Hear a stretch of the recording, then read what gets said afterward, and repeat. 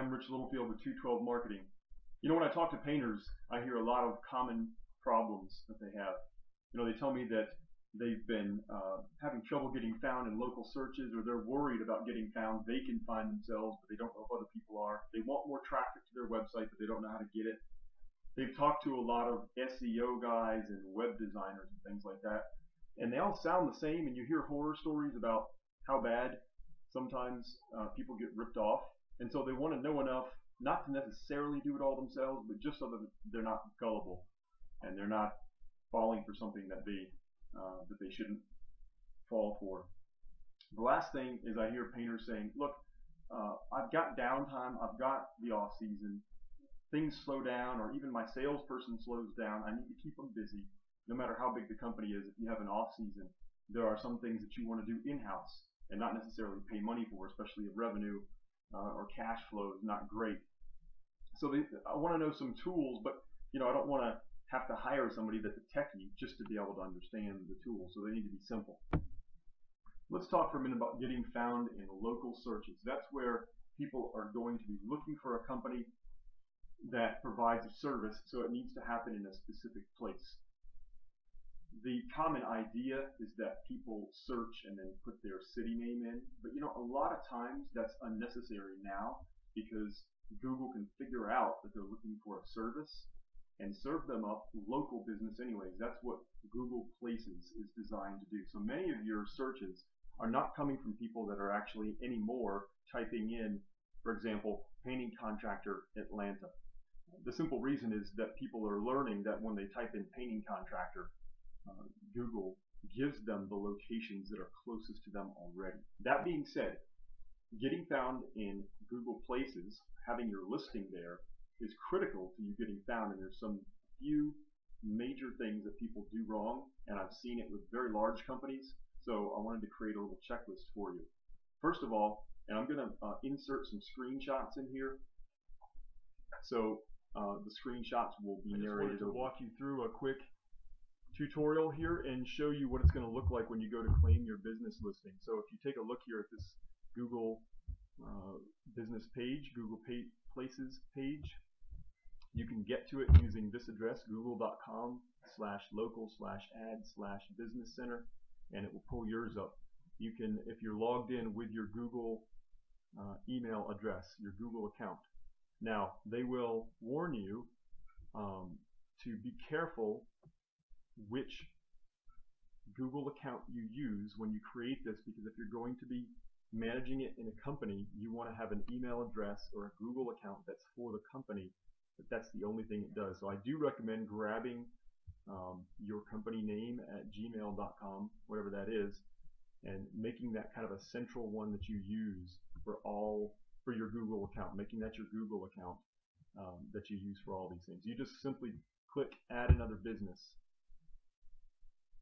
and then you go over here. I'm going to use a friend of mine who has not yet claimed his page, but we're in the process of doing it, so I'm going to use his phone number.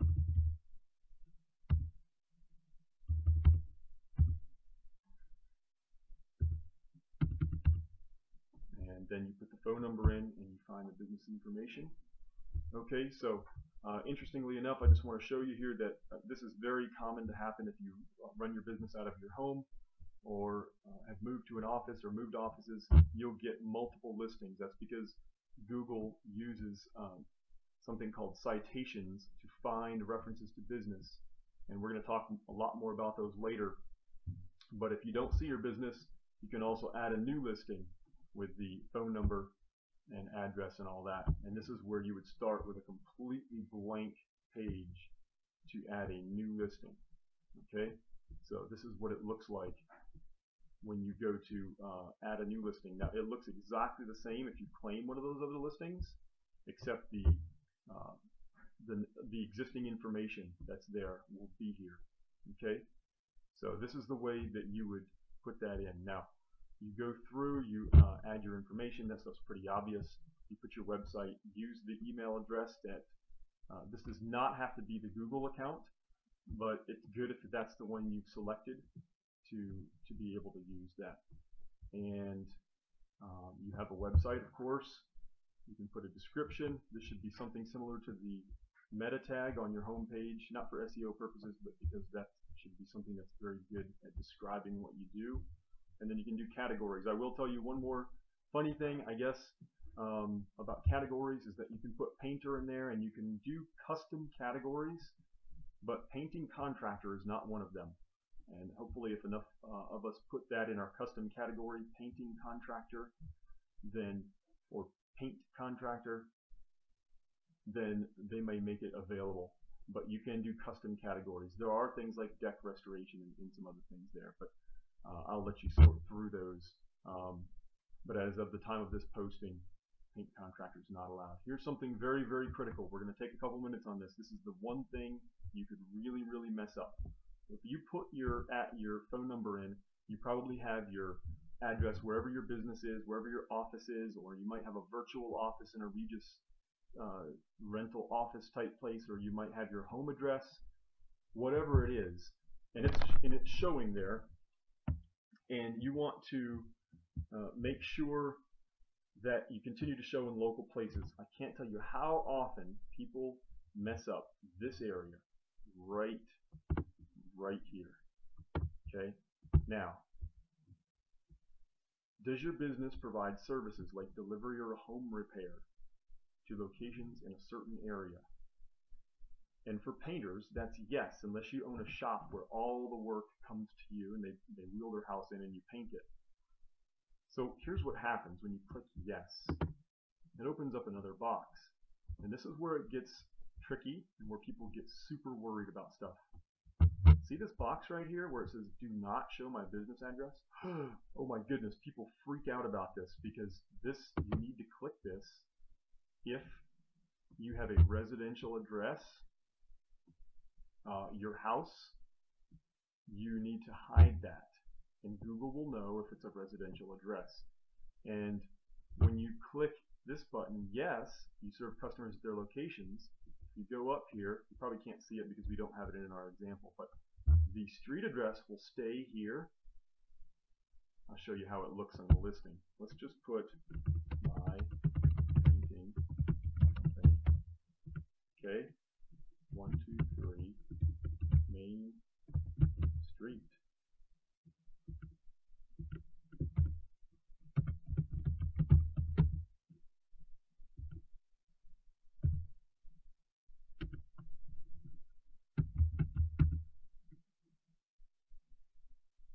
Okay, now take a look at what has right here. So when you'll notice that the address is here, but it's not here. Let's go down and we're going to change something. I want you to see this because I want you to be super clear about this. If I say no, customers come to my location, all of a sudden your address is here, and people will think, contractors will think, well, if I get rid of the address, Google does not know where I am and they will not list me for my location. They will not find me in local search in Atlanta anymore or wherever their town is, because when you go like this, you're going to see this disappear. Okay? We'll give it a second. Okay? Well, this one shows, but you need to click this one as well. And the reason why is that Google does not want you to show your address. Number one, if it's a residential address, and if you serve your customer at their location, they do not want your address to be shown. And I will have a link at the end of this video that shows you Google's official position. Here's the thing. A lot of your other competitors haven't claimed their site. It's up. They do have a Google Places page. They may have reviews. They may have pictures and everything, but they have not verified it. So they're losing a lot of SEO juice by not verifying it. And but they're going to have their addresses and yours won't. And people will get afraid that they're going to somehow do what Google wants and then get penalized. And that just simply is not the case. Here's what happens though. When you do verify your listing, they will check and they will make sure that if it's residential, your site will just disappear. Okay. If it's a commercial location that a bunch of other businesses have listed as well as their location, they will take your site down. So if you're using a postal mailbox or mailboxes, etc., or something like that. When they verify it, they will take it down. It might have been up for a while, or you might have verified it in the past, but you're going to re-verify by doing this or something.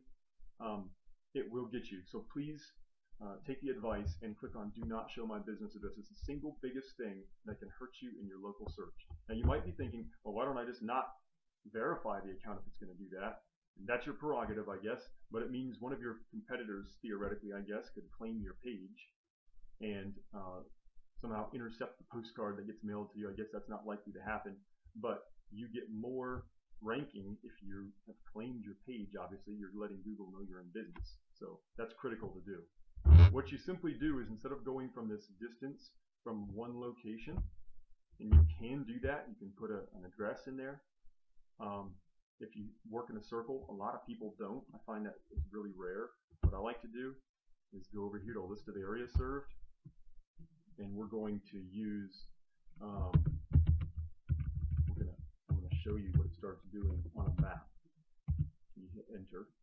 Now this is Canton, Georgia, just north of Georgia, of Atlanta rather, and we're going to simulate a customer or a painter that works from Atlanta up to Canton. So if we were to go further down this highway over here, 575, this is a main corridor, and a lot of people don't go east and west, they go north and south here. So if we were to put in Marietta, now Marietta's down there, see how it opened up the service area? And maybe they actually work between these two main interstates. So we're going to go ahead and put as the town. I'm just going to move over there, see how we did that, and then maybe Sandy Springs at the bottom right corner. Okay, so what you do is you put your list of areas. Now you don't have to put every single town in this spot. You don't need to put every single town that falls in that square. You can just outline it. If they are in that square, you will get found for them. You're telling Google where you serve, and this is really important. What if your shop is in Kennesaw and you don't work up here at all? There's just no work, and you don't want to get listed for that, and you work in a defined area. This is much better because your shop may not always be directly in the center of where you work.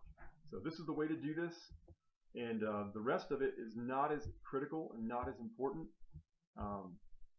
We'll get into that later on, but for the purposes of what we're talking about, this is the most critical thing you can do. Picking that service area, outlining that.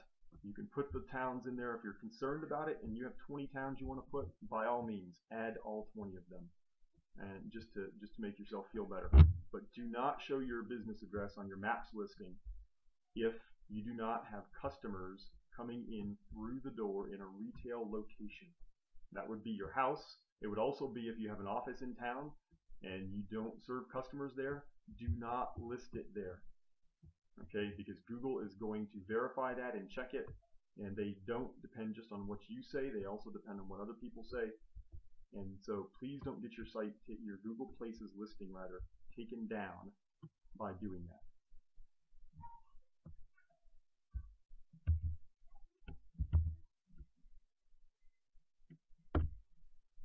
So let's just wrap up then after looking at that.